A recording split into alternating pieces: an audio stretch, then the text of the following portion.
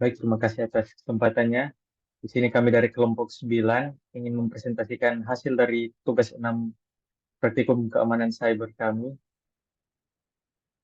Jadi di sini saya akan membahas pertama-tama di lab Anatomy of Malware. Untuk di lab ini sendiri kita disuruh untuk mencari 4 contoh dari sebuah malware dan setiap contohnya itu harus tipe malware yang berbeda. Kita langsung masuk saja. Pertama-tama yaitu kami mencari tipe malware Trojan dengan nama malware-nya yaitu Dark Comet. Jadi di sini kita akan menjawab beberapa pertanyaan seperti apa yang dilakukan malware, bagaimana penyebarannya, dan juga dampak dari malware tersebut. Untuk Dark Comet sendiri, apa yang dilakukan oleh Dark Comet? Yang pertama yaitu melihat dan mengontrol layar korban secara real time. Kemudian menangkap ketikan untuk mencari informasi sensitif. Yang ketiga yaitu mengakses dan memanipulasi file dan pengaturan sistem. Keempat, mengaktifkan webcam dan mikrofon untuk pengawasan, menjalankan perintah pada sistem, menjadikannya bagian dari botnet untuk serangan skala besar, dan juga mengunduh dan menjalankan malware tambahan ke dalam sistem yang terdeteksi. Untuk bagaimana penyebaran dari Darkcomet sendiri, yang pertama yaitu lewat situs web berbahaya. Darkcomet dapat dihosting di web yang telah dikompromikan atau berbahaya, di mana pengguna yang tidak curiga mungkin secara tidak sengaja mengunduh dan menginstalnya. Yang kedua, melalui unduhan perangkat lunak.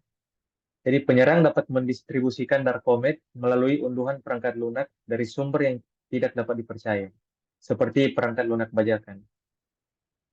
Yang ketiga itu memanfaatkan kerentanan.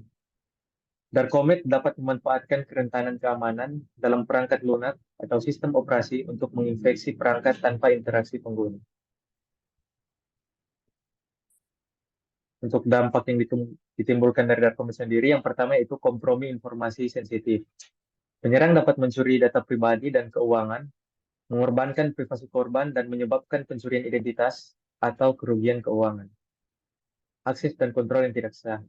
Penyerang dapat mengambil alih kendali penuh atas perangkat korban, memungkinkan mereka untuk melakukan aktivitas berbahaya tanpa pengetahuan atau persetujuan pengguna.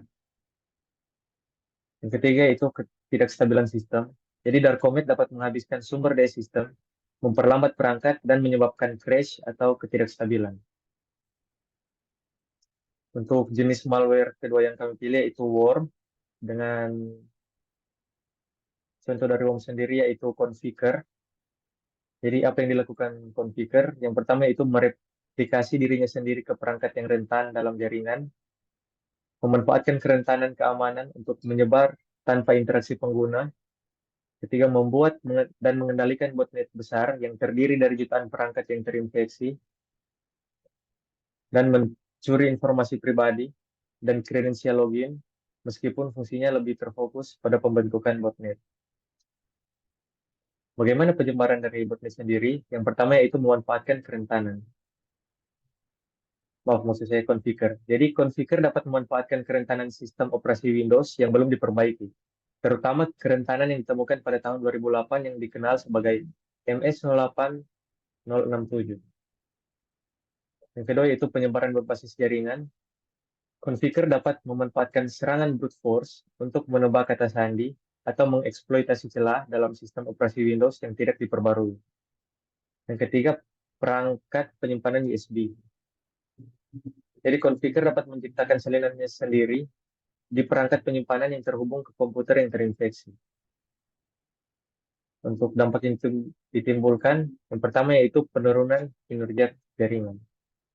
Dengan membentuk botnet besar, aktivitas yang berlebihan dari jutaan perangkat yang terinfeksi configure dapat menyebabkan penurunan kinerja jaringan secara keseluruhan.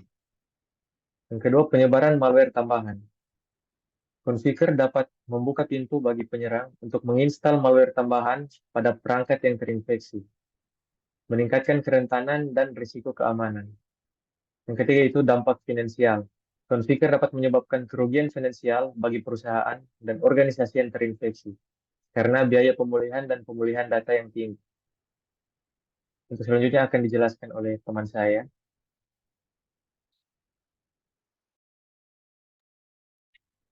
Oke, baik. Selanjutnya ada yang namanya rootkit. Untuk di sudutnya sendiri itu adalah Stuxnet.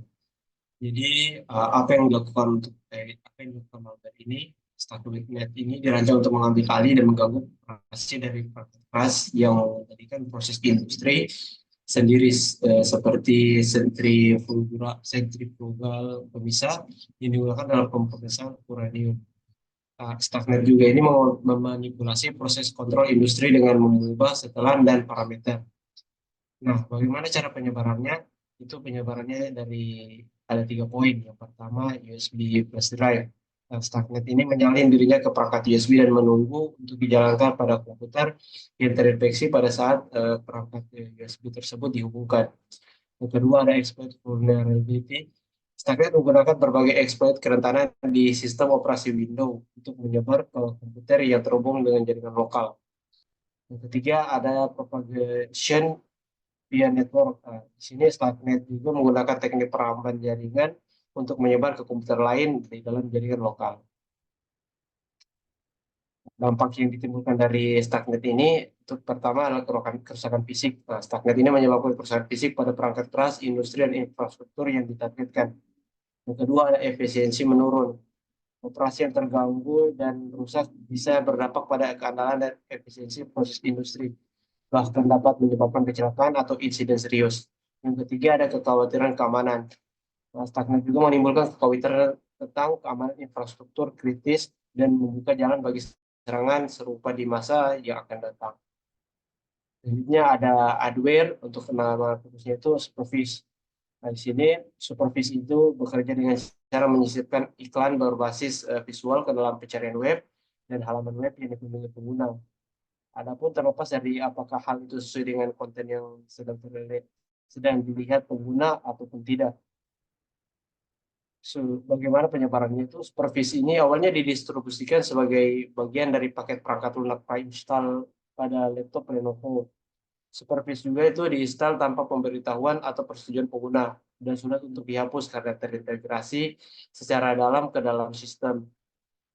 Untuk dampak yang ditimbulkan itu, yang pertama ada ketidakpuasan user, yang dimana supervis menyebabkan ketidakpuasan pengguna karena mengganggu pengalaman web mereka dengan iklan yang tidak diinginkan.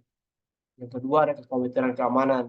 Supervis juga menimbulkan kekhawatiran keamanan karena melibatkan teknik SSL lah, hijacking, yang dapat membahayakan keamanan pengguna dengan menginjeksi sertifikat SSL palsu ke dalam lalu lintas web dengan membuat pengguna rentan terhadap serangan man in the middle. Oke, untuk penjelasan pada lab social engineering akan dilanjutkan oleh teman saya. Baiklah, melanjutkan pembahasan demo. Pertama-tama perkenalkan, nama saya Viesolo Chandra Pelengkau, dan saya akan menjelaskan mengenai lab social engineering. Di sini tujuan dari lab ini adalah meneliti dan mengidentifikasi serangan sosial teknik. Di sini kita masuk ke step kedua, langsung kedua, dengan membaca sebuah artikel. Pertama-tama kita akan berpindah ke link yang ada di bawah dan akan membaca isi dari website tersebut. Dan kita akan menjawab pertanyaan-pertanyaan yang ada di dalam website ini. Untuk menjawab pertanyaan-pertanyaan dalam website, kita langsung loncat ke step yang ketiga. Di pertanyaan yang pertama adalah, apa ketiga metode yang digunakan di dalam social engineering untuk mengakses informasi? Nah, jadi jawabannya adalah akses elektronik, akses fisik, dan juga media sosial. Kemudian yang kedua, apa tiga contoh dari social engineering attacks dari from the first two method, dari dua metode awal yang ada di step 2A. Jadi untuk jawabannya adalah pengelabuan, pisang tombak, dan juga umpan. Kemudian yang ketiga, mengapa social networking as social engineering. What is social networking as social engineering? Oke. Jadi mengapa networking sosial adalah ancaman dari teknis sosial? Jadi jawabannya adalah karena rekayasa sosial luas diakui oleh penjahat dunia maya sebagai salah satu metode yang paling efektif dalam menembus infrastruktur organisasi. Kemudian yang keempat, bagaimana bisa sebuah organisasi mempertahankan dirinya dari social engineering attacks. Jadi untuk mempertahankannya, sebuah organisasi dapat melibatkan pelatihan karyawan untuk mengenali dan memahami serangan manipulasi psikologis, kapan, di mana, dan bagaimana mereka melihatnya, dan menyadari jenis ancaman yang mungkin mereka hadapi. Kemudian yang kelima, what is the sense, apa itu SANS Institute, dan which author dan siapa yang menulis artikel ini. Jadi artikel dari SANS Institute itu ditulis oleh Michael Alexander. Dan demikian demo dan presentasi kami dari kelompok 6, maksudnya dari kelompok 9. Untuk perhatiannya kami ucapkan terima kasih.